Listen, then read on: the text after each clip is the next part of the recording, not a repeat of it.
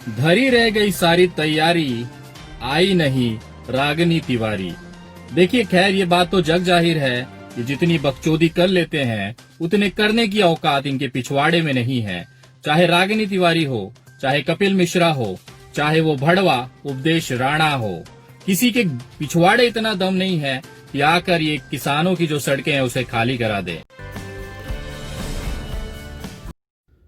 नमस्कार दोस्तों, मैं विनय दुबे मुंबई से। एक बड़ी सूचना आप तमाम लोगों को मैं देना चाहता हूं कि मुंबई और महाराष्ट्र से करीबन 10,000 के आसपास किसान अभी तक दिल्ली पहुंच चुके हैं और हजारों किसानों के साथ मैं विनय दुबे 21 तारीख से वहां पहुंचना शुरू करेंगे।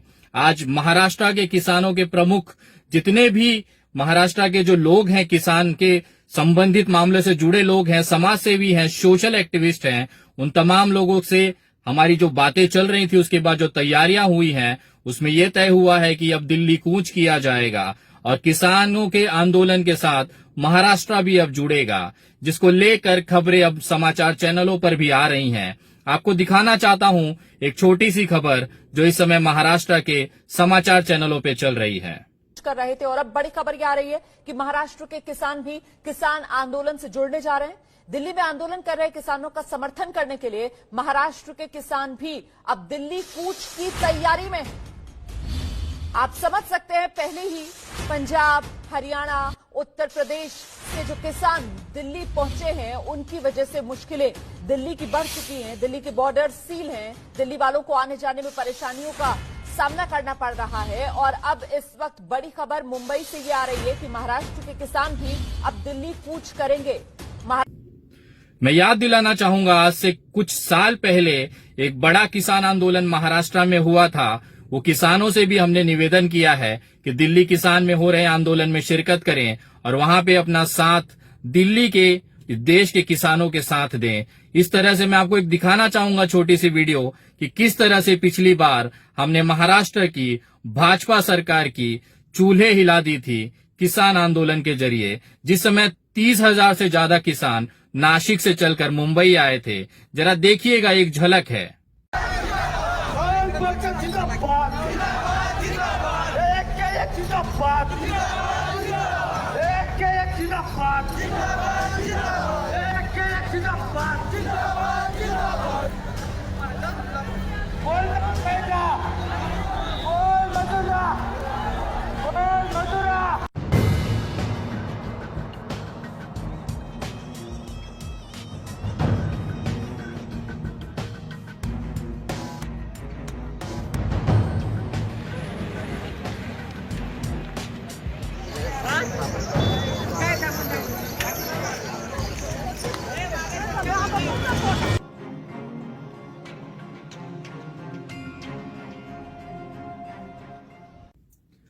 कुछ इसी तरह से किसान आंदोलन दिल्ली की तरफ बढ़ेगा और तैयारियां चल रही हैं। मैं 21 तारीख के आसपास सिंघू बॉर्डर पहुंचूंगा और वहां से अपने महाराष्ट्र से आए हुए किसान भाइयों की मदद के लिए उनकी व्यवस्थाएं वहां पे हम तैयार करेंगे। जैसे मैंने पहले ही घोषणा किया था कि मेरी तरफ से व्यक्तिगत, मेरे परिवार की तरफ से 1 लाख रुपए का अनुदान इस आंदोलन के लिए मैंने निकाला हुआ है। वो सारे पैसे इनके रख रखाव, इनके भोजन और खास तौर पे महाराष्ट्र से आ रहे किसानों के ऊपर हम लोग खर्चा करेंगे। अगर आप भी इस आंदोलन में, किसान आंदोलन में किसान भाइयों के भोजन की व्यवस्था करना चाहते हैं, तो मैं तमाम लोगों से निवेदन करूंगा कि बॉर्डरों पे आएं, चाहे वो सिंघू हो, चाहे गाजीपुर हो, चाहे टिकरी बॉर्डर है, वहां पे आएं और लोगों को, किसानों की मदद करें, उनको खाना खिलाएं, उनको चाय दे, उनको दूध दे। ये सबसे बड़ा सुकून दे जाता है। लेकिन अगर आप दूर हैं और फिर भी इस किसान आंदोलन में मदद करना चाहते हैं, तो आप हमें सहयोग राशि भेज सकते हैं।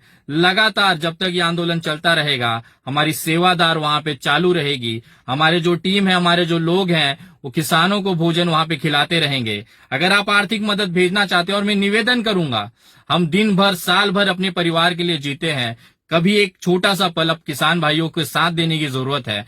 अगर आप इसमें सहयोग करना चाहते हैं, तो आप गूगल पे, फोन पे, पेटीएम और यूपीआई नंबर 9594394948 पर अपनी सहयोग राशि भेज सकते हैं। या आगे जो फोटो आ रहा है उसमें बैंक डिटेल्स हैं, उसमें आप डिटेल्स में आपके सहयोग राशि भेज सकते हैं। हम वहां पे बाकी किसानों के साथ मिलकर एक ऐसा वहां पे उनकी रहने की, उनके भोजन की व्यवस्था, ठंड से बचने की व्यवस्था हम लोग वहां पे करेंगे। और इस समय देश के अन्नदाता भगवान के हमारे साथ की जरूरत है, जिसे हम किसान कहते हैं।